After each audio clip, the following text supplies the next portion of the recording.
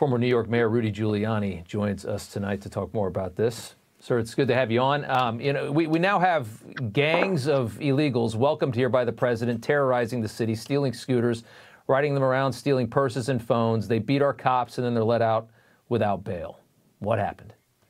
Bob, did you notice that in that talk, he said, "Give me the Border Patrol"?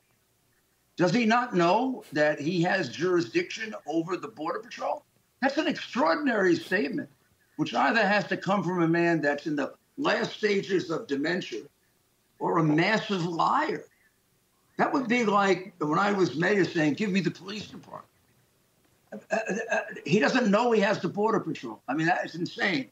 But in any event, what you're seeing is you're seeing two catastrophic failures of progressive Marxism come together and meet in New York.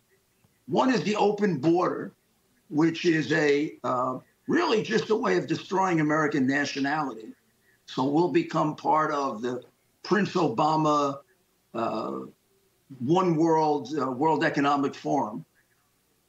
And the failure of a city that is one of the most corrupt democratic cities and states in the country, and has, except under a Republican mayor, been the haven of crime in the country. New York is acting the way it normally acts. Chicago's had 60 years of Democrat rule uninterrupted. And of course, every weekend is a small Vietnam War there. And the tragic victims are largely black children, and nobody cares. Yeah. So you've seen both of those things come together, and it results in these illegal, probably criminals from their home country. Because remember, the selections are being cleared by the Mexican cartels. We do no vetting. So we have no idea. If the president were to tell you these people are all wonderful people, it would be like his saying, "Give me the Border Patrol." He doesn't know what the hell he's talking about because he doesn't know who they are. Yeah. So this is, the two policies have come together and they've exploded in New York.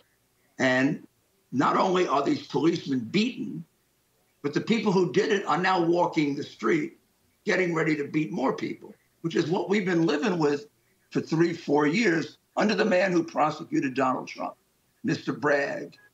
And we have a mayor who talks big and has absolutely no courage at all. Feckless. He's afraid to take on Bragg. Yeah. And maybe there's a reason for that, Bob.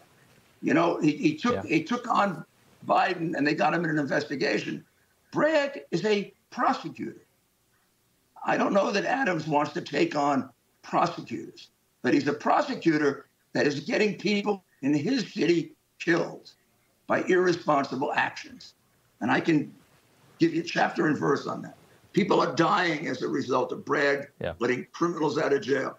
There are probably 4, 5, 6,000 people walking around the streets that had been in jail. And they're never going to give up.